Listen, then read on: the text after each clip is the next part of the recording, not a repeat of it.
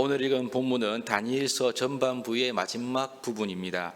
우리가 살핀 대로 다니엘은 남유다가 완전히 멸망하기 이전에 여호야김 왕 때 바벨론에 먼저 끌려가서 거기서 갈대아 사람의 학문과 언어를 배웠다라고 우리가 알고 있고요. 그러다가 하나님의 은혜로 느부갓네살 왕 때 이제 공용되어서 오늘 본문 마지막 28절에 보시면 오늘 본문의 배경인 이제 메데바사의 왕 다리오와 그 이후 바벨론의 포로의 귀환을 명하는 바사왕 고레스 때까지, 즉 정권이 여러 차례 바뀌었지만 다니엘은 끝까지 제국의 높은 관료로 나라를 섬기게 되었습니다. 오늘 이 다니엘의 마지막 이야기는 그냥 한 사람의 이제 신앙 영웅담으로 끝나는 것이 아닙니다. 다니엘을 읽는 독자들에게 어떤 특별한 메시지를 오늘 본문이 던지고 있습니다.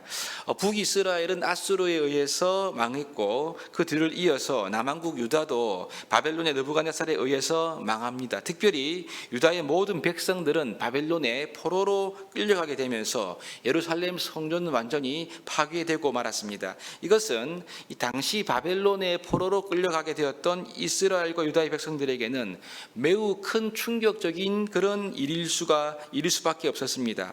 이런 배경에서 오늘 본문 다니엘서의 마지막 스토리는 이 다니엘서를 읽는 독자들, 즉 포로기와 포로 귀환 시대의 그 독자들에게 어떤 메시지를 주고 있는데요. 그것은 예루살렘 성전이 파괴되었다고 해서 하나님이 계시지 않는가? 그것이 아니라는 것입니다. 이스라엘 나라가 망하고 없어졌다고 해서 하나님이 약해지거나 하나님 역사가 사라졌는가? 그것이 아니라는 의미입니다.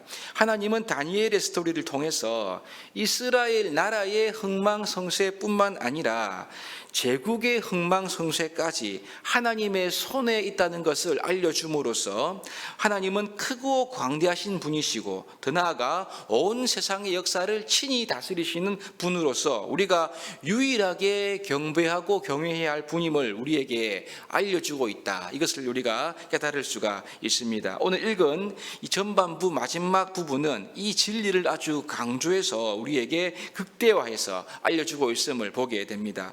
오늘 본문 앞의 내용에서 다니엘은 마음이 민첩하고 총리들과 고관들 위에 뛰어난 사람으로서 왕이 그를 세워서 이제 이 전국을 다스리겠지 않습니까? 한마디로 다니엘은 실력이 탁월하고 출중한 사람이었습니다. 이뿐만 아니라 다니엘은 하나님을 경외함으로써 이제 털어서 먼지가 나지 않을 만큼 정직하고 깨끗한 사람이었음을 우리가 보게 됩니다. 한마디로 다리오 왕이 전적으로 아끼고 나라를 다 맡기고 싶을 정도로 그런 사람이 이미 다니엘임을 우리가 보게 됩니다. 그러나 이 다니엘은 결국 다른 신하들의 그런 덫에 걸려들어서 결국은 사자 굴 속으로 끌려 들어가게 되었습니다. 다리오 왕은 이것이 뒤늦게 음모인 줄 알았지만 이미 때는 늦었죠. 여러분, 제국의 왕이 할 수 있는 일이라곤 그저 이 다니엘 때문에 오락을 그치고 자지 않고 금식하는 것, 이것이 그 대제국의 왕 다리오가 할 수 있는 유일한 일이었습니다. 여러분, 여기까지는 일반적이고 인간적인 시각으로 볼 때 이 다니엘이 참 정말 다리오의 신임을 받았구나, 이런 사람이었음을 우리가 볼 수 있는데요. 그런데 오늘 읽은 본문부터는 그 이상의 일이 일어나고 있습니다. 19절을 보시면 왕이 아침 일찍 새벽에 일어나 급히 사자굴로 가지 않습니까? 그러면서 다니엘의 생사를 확인하는 말이 오늘 20절 말씀인데요. 20절을 보십시오.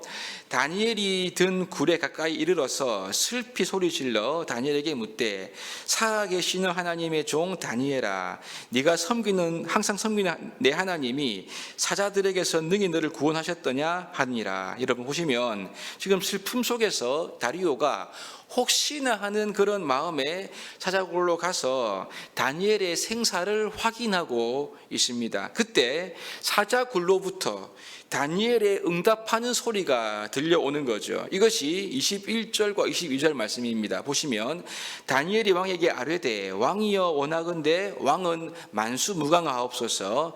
나의 하나님이 이미 그의 천사를 보내어 사자들의 입을 봉하셨으므로 사자들이 나를 상의하지 못하였사오니 이는 나의 무죄함이 그 앞에 명백함이오며 또 왕이여 나는 왕에게도 해를 끼치지 아니하였나이다 하니라. 이렇게 지금 다니엘이 응답하고 있습니다. 여러분, 지금 왕이 말한 대로 다니엘이 섬겼던 그 살아계신 하나님께서 직접 천사를 보내어서 다리오 왕도 해결할 수 없었던 이 긴박한 문제, 굶주린 사자의 입으로부터 직접 다니엘을 구원해 주셨다.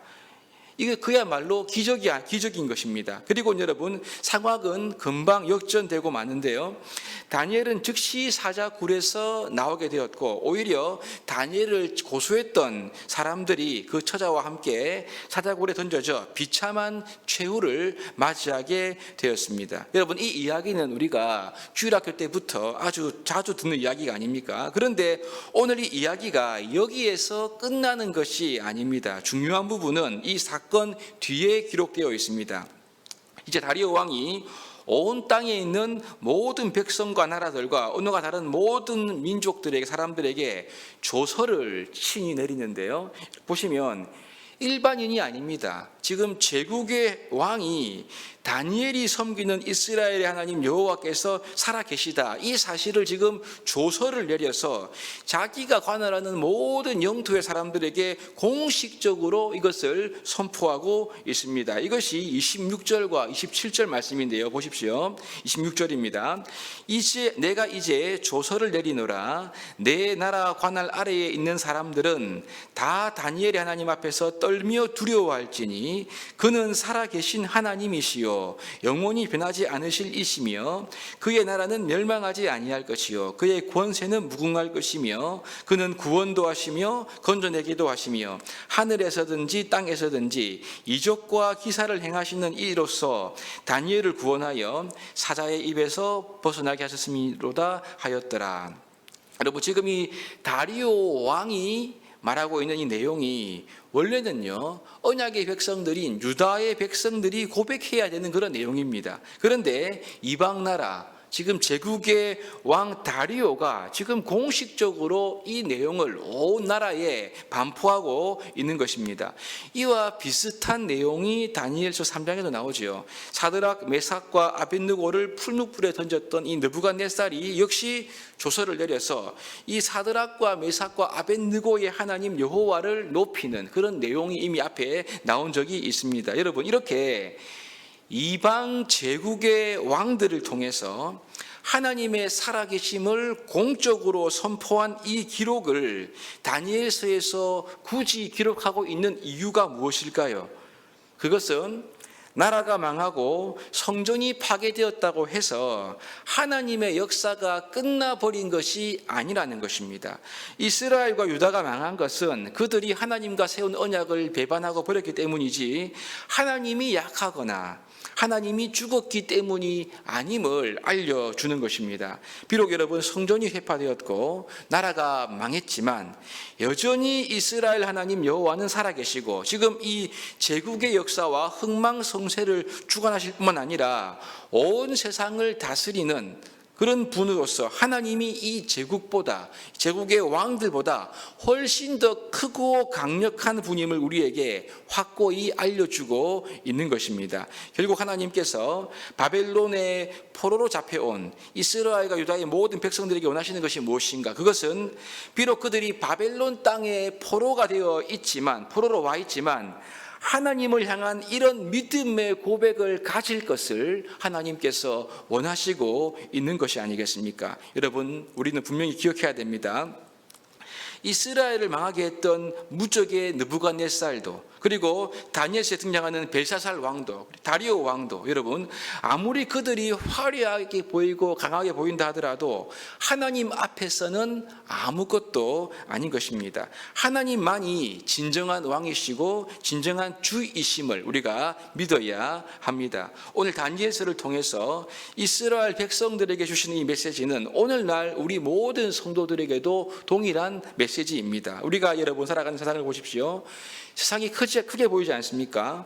돈과 권력을 쥔 사람들을 통해서 세상이 돌아가는 것 같아 보입니다.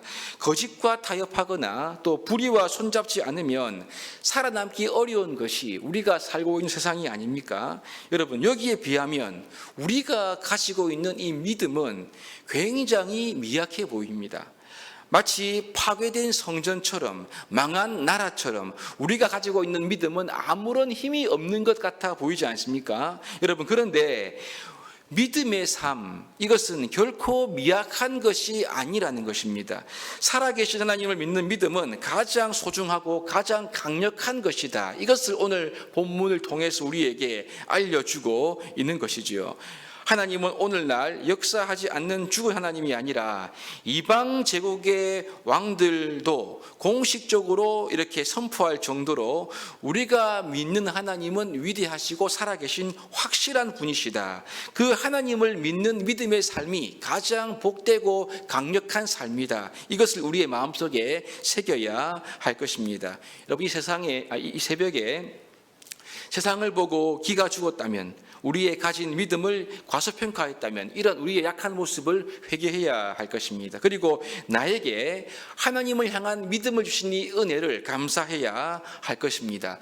세상을 이긴 이김은 이것이니 너희의 믿음이니라. 이 요한의 말씀 우리가 마음속에 새기면서 이 믿음으로 다니엘처럼 이 세상 가운데 구별된 하나님의 사람으로 승리하는 삶을 위해 이 새벽에 기도하고 하나님의 은혜를 구하시는 우리 모두가 될 수 있기를 주님의 이름으로 축복합니다.